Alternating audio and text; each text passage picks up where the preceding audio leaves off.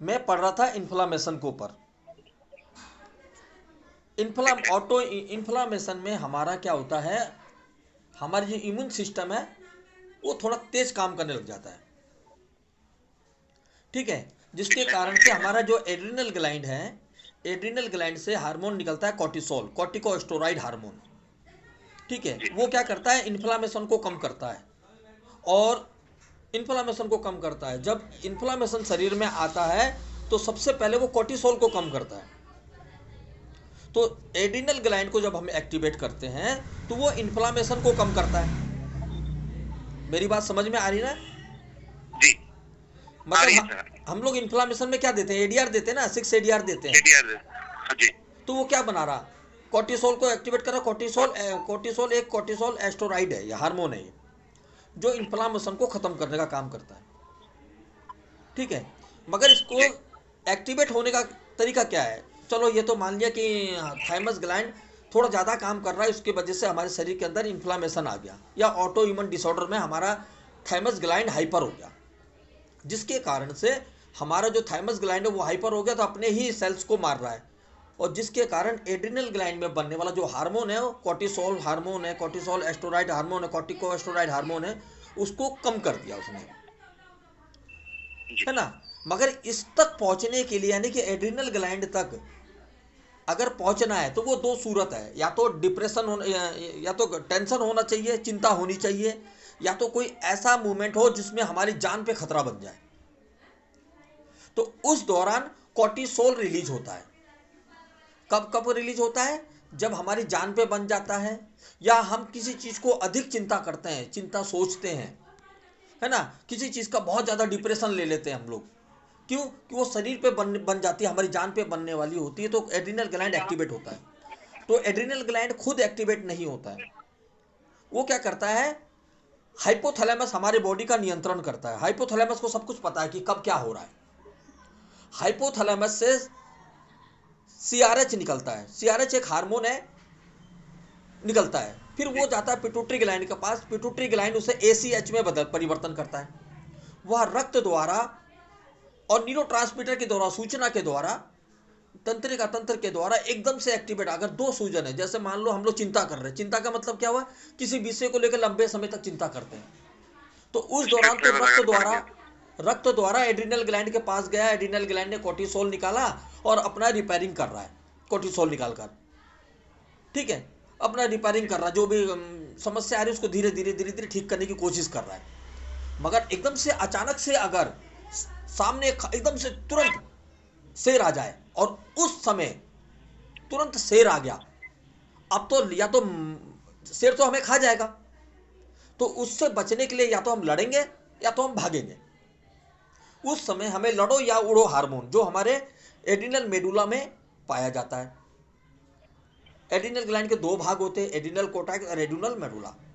ठीक है। Adrenal gland के ऊपरी भाग से हम लोग कॉर्टिसोल रिलीज करवा लेते हैं, और अंदर से लड़ो या हारो हार्मोन, जिसे एपिनहेफ्रिन और नॉन एपिनहेफ्रिन द्वारा एक्टिवेट किया जाता है।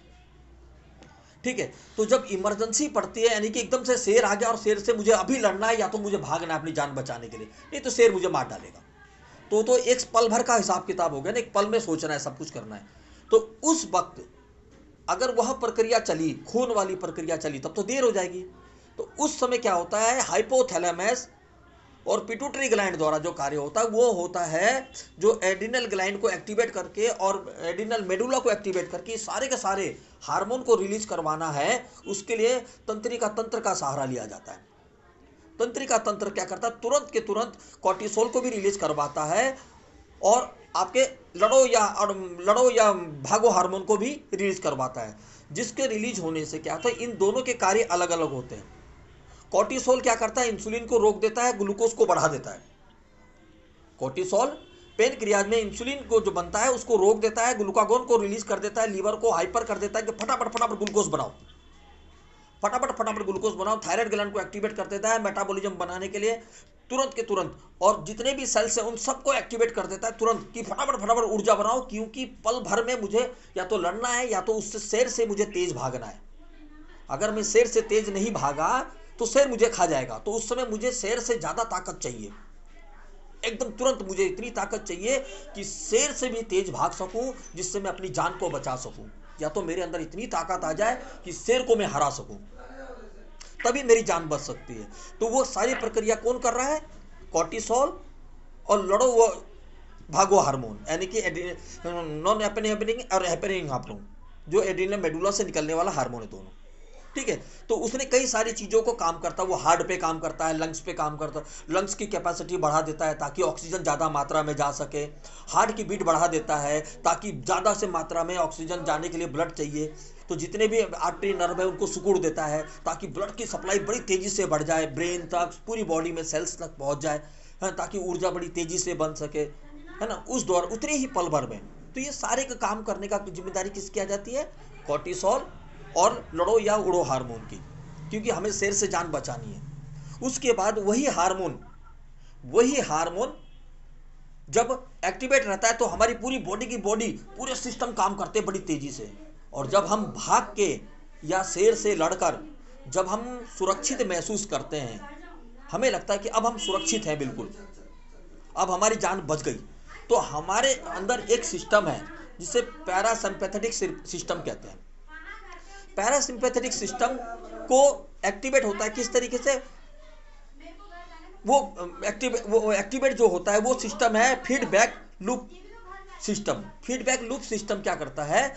बॉडी को तुरंत वहां से क्या करता है, उस चीज, वो जो हार्मोन अधिक हो रहा है, जो भी हार्मोन अधिक हो रहा है, जैसे कोर्टिसोल बढ़ गया है तो कोर्टिसोल को बढ़ाकर वो हाइपोथैलेमस को सूचना भेजता है पिट्यूटरी ग्लैंड के द्वारा कि भाई अब खतरा टल गया है, अब आपका खतरा टल गया है, अब टेंशन लेने की जरूरत नहीं, अब आप रिलैक्स हो जाओ, आप जो केमिकल बना रहे हो जिससे कोर्टिसोल बढ़ रहा है उसको अब बढ़ाने की जरूरत नहीं है, क्योंकि अब जो है हम सुरक्षित है। तो वो क्या करता है, धीरे धीरे धीरे धीरे हमारी बॉडी के वो जो कोर्टिसोल है उसको नॉर्मल करने लग जाता है, और हमारी बॉडी धीरे धीरे धीरे धीरे धीरे नॉर्मल हो जाती है। एकदम से एक्टिवेट तो हो सकती है मगर एकदम से नॉर्मल नहीं हो सकती। नॉर्मल होने के लिए धीरे धीरे धीरे धीरे टाइम लगेगा। तो वो किसके जरिए हुआ? फीडबैक लूप के जरिए काम हुआ। अब फीडबैक लूप को हमें समझना है कि फीडबैक लूप काम कैसे करता है। अगर हमें मान लो काम करवाना है फीडबैक लूप से, तो हम काम कैसे करवाएंगे? अब जब हम 6 ADR देते हैं तो 6 ADR कोर्टिसोल को रिलीज करता है। कोर्टिसोल जब रिलीज होगा तो क्या करेगा, वो पिट्यूटरी ग्लैंड के जरिए हाइपोथैलेमस को सूचना पहुंचाएगा कि CRH मत छोड़ो। अगर आप CRH छोड़ोगे तो मुझे ACRH छोड़ना पड़ेगा, तो आप ऐसा करो, अब जरूरत नहीं है, मुझे खबर मिल गई है कि अब कोर्टिसोल की जरूरत नहीं है, अब बॉडी शांत है, यानी कि अब खतरे से बाहर है, तो आप ऐसा करो CRH को निकलना बंद करो। तो जब उस हाइपोथैलेमस CRH एक हार्मोन का नाम है ना, उसका नाम है CRH का जो नाम है वो है क्या बोलते हैं, कॉर्टिकोस्टेरॉइड हार्मोन, है ना। तो उसको निकालना कम कर देता है, वो धीरे धीरे कम कर देता है ताकि जो कोर्टिसोल है उसकी मात्रा धीरे धीरे घट जाए और शरीर धीरे धीरे धीरे धीरे रिलैक्स हो जाए। जो नसें सिकुड़ गई थी उनको फैला दे, जो सांसें बड़ी तेज चल रही थी उसको कम कर दे, जो उच्च रक्तचाप हो गया था, नहीं हाई रक्तचाप हो गया था, उसको धीरे धीरे धीरे धीरे जितने भी आर्टरी वेन है उसको फैला देगा ताकि नॉर्मल हो जाए, है ना। पूरे शरीर के तंत्रों को नॉर्मल करेगा, ब्रेन से सबको नॉर्मल धीरे धीरे धीरे धीरे नॉर्मल करने लग जाएगा। मगर इस फीडबैक को काम करवाना है, अगर जैसे हम लोग मान लीजिए किसी को ऑटो इम्यून डिसऑर्डर हो गया तो हम लोग 6 ADR देते हैं। 6 ADR में क्या होता है, कोर्टिसोल अधिक रिलीज हो रहा। अब कोर्टिसोल अधिक रिलीज हो रहा है, ये कई कारणों से हो सकता है, क्योंकि कोर्टिसोल अधिक होने के कारण भी बीमार पड़ता है शरीर, और कोर्टिसोल कम होने के कारण भी बीमार पड़ता है शरीर। अगर किसी के शरीर के अंदर कोर्टिसोल की मात्रा किसी कारण से अत्यधिक हो गई है तो फिर अगर हम कोर्टिसोल को 1 बार या 2 बार स्टिमुलेट करते हैं तो वो सूचना भेजेगा कि भाई अब हमें कोर्टिसोल की जरूरत नहीं है, आप रुक जाओ। यानी कि फिर से हमने जबकि कोर्टिसोल के लिए एड्रिनल ग्लैंड जिम्मेदार है, एड्रिनल ग्लैंड कोर्टिसोल को रिलीज कर रहा है, फिर हमने उसको क्या करा, एक्टिवेट किया, 1 बार 2 बार एक्टिवेट किया ताकि हाइपोथैलेमस तक सूचना पहुंच जाए कि भाई अब हमें कोर्टिसोल की जरूरत नहीं है, अब हमें नॉर्मल बने रहना है, कम नहीं करना, बंद नहीं करना है, नलके को बंद नहीं करना है, नलके को इतना छोड़ के रखना जितनी बॉडी को ज़रूरत है। जहाँ ज़रूरत है इन्फेक्शन को ठीक करने की, इन्फेक्शन को ठीक करे, या कोर्टिसोल के द्वारा जो भी कार्य होते हैं उन कार्यों को निरंतर रूप से नॉर्मल तरीके से करता रहे शरीर, है ना। ना ज़्यादा होना चाहिए ना कम होना चाहिए। ज़्यादा हो जाए तो उसको जब हमने एक्टिवेट किया तो भी वो कंट्रोल करेगा, और कम है तो भी वो कंट्रोल करेगा। ये बात फीडबैक लूप कहता है। अब फीडबैक लूप द्वारा हम लोग ये जो एक ही चीज़ को ज़्यादा है उसको कम करने का जो तंत्र है वो क्या है, लॉजिक क्या है इसका, कि मान लो कोई नट बोल्ट है, गाड़ी में हो, साइकिल में हो, या कहीं और लगा हुआ हो, उसमें जंग लग गया है। उस जंग लगे हुए नट बोल्ट को जब हम खोलने जाते हैं तो खुलता नहीं है, मगर उसको जब हम उल्टा घुमाते हैं यानी कि एक बार टाइट करते हैं, उसके बाद जब खोलते हैं तो वो आराम से खुल जाता है।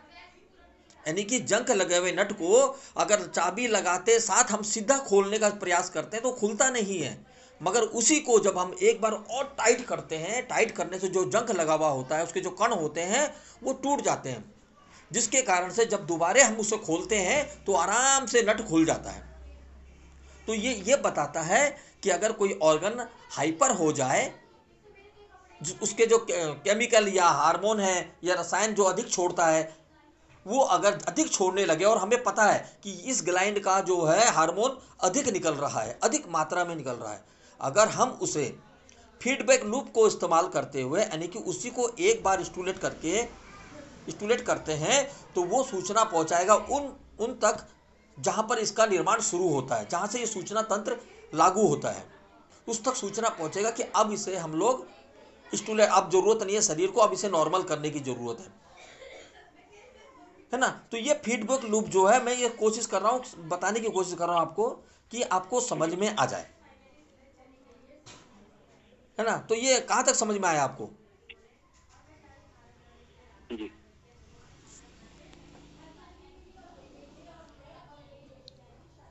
एक चीज पढ़ रहा था, जैसे जी। आपने सुना होगा फीडबैक लूप, इस नाम को सुना आपने कभी? क्या चीज? Feedback loop. Feedback loop? हाँ, लूप। नहीं नहीं, फीडबैक लूप तो नहीं सुना।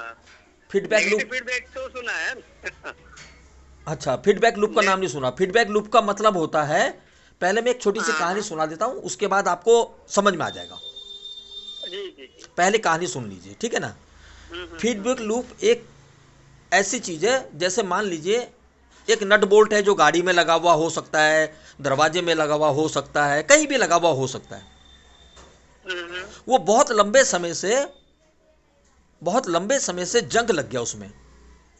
ठीक है। अब आपको जरूरत पड़ी कि अब उसको खोलना है आपको, तो आपने क्या करा, चाबी पाना लिया और उस नट को खोलने के लिए आप तैयार हो गए। अब आपने सीधा खोलने की कोशिश करी मगर वो खुला नहीं। पहले तो ऑयल तो देना ही पड़ेगा ना। नहीं, कितना भी दे दो, वाइल जंग लगा हुआ है ना उसमें, तो चाबी लगा के जब बिल्कुल सीधा मारते हैं आप, सीधे जंग उसका निकालना पड़ेगा ना। हाँ, तो उसके लिए क्या करते हैं, जंग निकालने के लिए हम उसको उल्टा घुमाते हैं, यानी कि जैसे टाइट करते हैं, जैसे टाइट करते हैं उसको उस तरीके से टाइट करते हैं एक बार। जी। जब टाइट करते हैं तो छोटे छोटे कण टूट जाते हैं उसके। ठीक है। फिर दोबारा से जब हम उसे खोलते हैं, तुरंत खोलते हैं तो खुल जाता है वो, ठीक है ना। क्या करा हमने, जंग वाले नट को पहले टाइट किया, फिर हमने ढील खोल दिया उसको, तो आराम से नट खुल जाता है। तो ये जो टाइट करना फिर खोल देना, अगर हम टाइट नहीं करेंगे डायरेक्ट खोलने जाएंगे तो खुल नहीं रहा वो। बिल्कुल। तो इसका मतलब है वहां पर फीडबैक लूप काम नहीं करा। जब हमने उसको पीछे की तरफ वापस टाइट किया फिर उसको खोला तो वो नट खुल गया। तो इसका मतलब है फीडबैक, फीडबैक, ठीक है। अब इसको हम समझते हैं थोड़ा सा।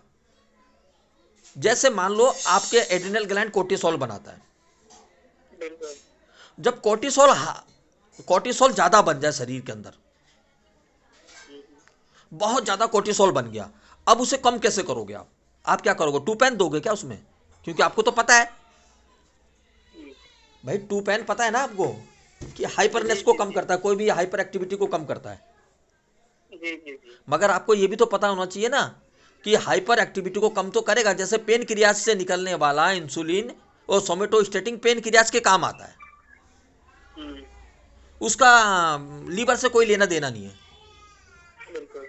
हाइपोथैलेमस भी, हाइपोथैलेमस हो गया, पिट्यूटरी ग्लैंड हो गया, यानी कि जो ऑर्गन अंतःस्रावी ग्रंथि यानी कि जो रक्त में डायरेक्ट हार्मोन छोड़ती है, केमिकल छोड़ती है, वो जितने भी ऑर्गन है हमारे शरीर के अंदर सबके सब थोड़े थोड़े मात्रा में सोमेटोस्टेटिन बनाती है, यानी कि रोकने वाला हार्मोन बनाती हम्म, है ना।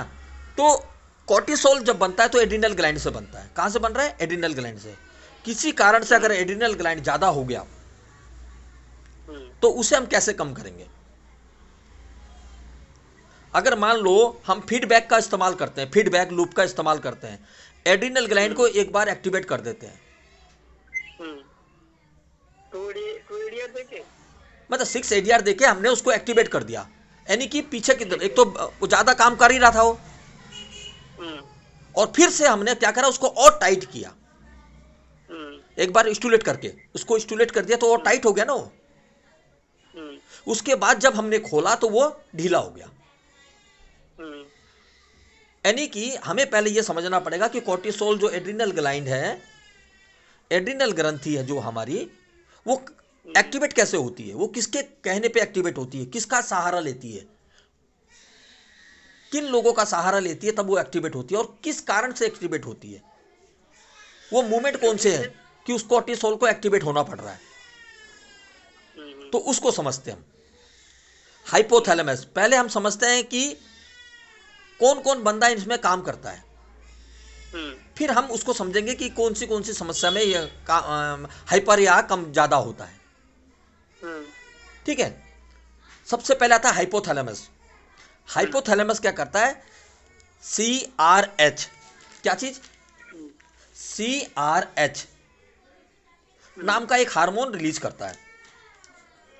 ठीक है, ठीक है, रिलीज करता है। हाँ, CRH फुल फॉर्म क्या हुई? फुल फॉर्म बता रहा हूँ, एक सेकंड, हाँ चलो बता रहा हूँ। कॉर्टिकोट्रोपिक रिलीजिंग हार्मोन। ठीक है, ठीक है, ये कहां से निकला? हाइपोथैलेमस से। हाइपोथैलेमस को हर चीज पता होती है, शरीर को कब क्या करना है, कितना करना है, सब पता होता है उसे। कब खतरा आया, कब शरीर के अंदर क्या हुआ, बाहर से क्या हो रहा है, सब कुछ पता होता है उसे, हाइपोथैलेमस को, है ना। तो हाइपोथैलेमस क्या करता है? CRH कोर्टिकोट्रोपिक रिलीजिंग हार्मोन को रिलीज करता है। फिर वो पिट्यूटरी ग्लैंड के पास जाता है, पिट्यूटरी ग्लैंड उसे एड्रेनोकोर्टिकोट्रोपिक हार्मोन रिलीजिंग हार्मोन में परिवर्तन करता है। फिर वहां से रिलीज होता है जिसका छोटा नाम है ACTH।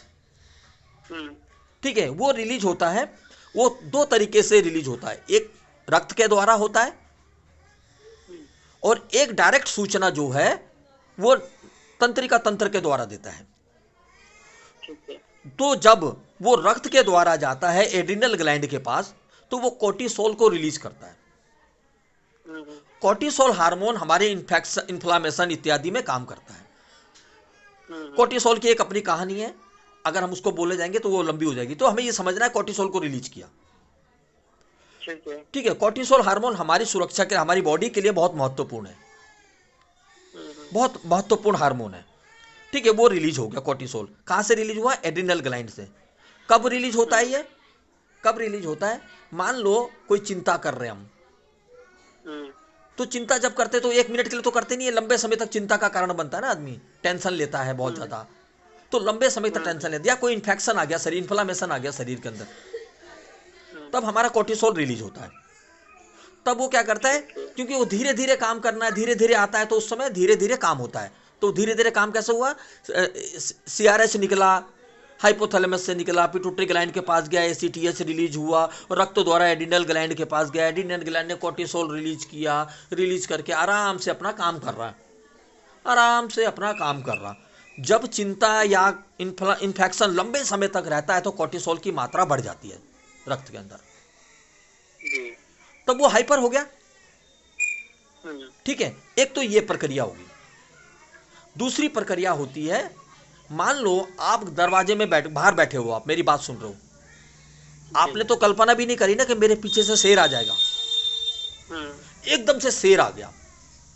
अब आपके सामने खड़ा है वो, ठीक है। आपके 10 हाथ में खड़ा है। अब आपको तुरंत फैसला करना है, एक पल के अंदर फैसला करना है, एक पल के अंदर, क्योंकि वो झपट्टा मारा और आपको खत्म। उसने झपट्टा मारा और आप खत्म। अब आपको एक पल के अंदर फैसला करना है कि मुझे इससे लड़ना है या मुझे भागना है। तो जो एक पल के अंदर आपको, एक पल से भी कम समय में, एक पल से पलक झपकने का टाइम भी बहुत बड़ा है, बहुत बड़ा है, बिल्कुल। उससे भी कम समय में आपको फैसला करना है। उस समय अगर रक्त के जरिए काम होगा फिर तो आपकी डेथ हो जाएगी। बिल्कुल। उस समय न्यूरोट्रांसमीटर नर्वस सिस्टम के जरिए सूचना डायरेक्ट एड्रिनल ग्लैंड को भेजा जाता है कि भाई कोर्टिसोल को भी रिलीज कर, और एड्रिनल ग्लैंड के अंदर जो लड़ो और भागो हार्मोन है उसको एक्टिवेट करो। किसके जरिए? Fight and flight. हाँ जी। फाइट एंड फ्लाइट किसके जरिए होता है एक्टिवेट? वो एड्रिनल ग्लैंड मेडुला वाले भाग में एपिनहेफ्रिन और नॉन एपिनहेफ्रिन बनता है। जी जी। उसके जरिए उसको ठीक है, जी, उसके जरिए लड़ो या भागो हार्मोन को एक्टिवेट किया जाता है। तो वो कौन सा हो गया? सेकंड के भी हजारों हजारों हिस्सों में हो गया। बिल्कुल। ठीक है ना? उतनी देर में आपको फैसला भी करना है, या तो उससे लड़ना है या तो आपको भागना है। ठीक है? तो ये एकदम इमरजेंसी में निकला, एकदम इमरजेंसी में, क्योंकि वहां तो जान का खतरा आ गया। तब वहां पर कोर्टिसोल भी निकला, कोर्टिसोल भी निकला, और एड्रिनल ग्लैंड के मेडुला से भी हार्मोन निकला। ठीक है, दोनों के दोनों निकले। अब दोनों के काम अलग अलग है। दोनों के जो काम है, कोर्टिसोल के काम अलग है, और लड़ो या भागो हार्मोन के, भिड़ो हार्मोन के काम अलग है। अब कोर्टिसोल क्या करता है? कोर्टिसोल क्या करता है? तुरंत तुरंत पेन क्रियाज में जाता है। पेन क्रियाज में जाकर वो क्या करता है? इंसुलिन को रोक देता है, ठीक है।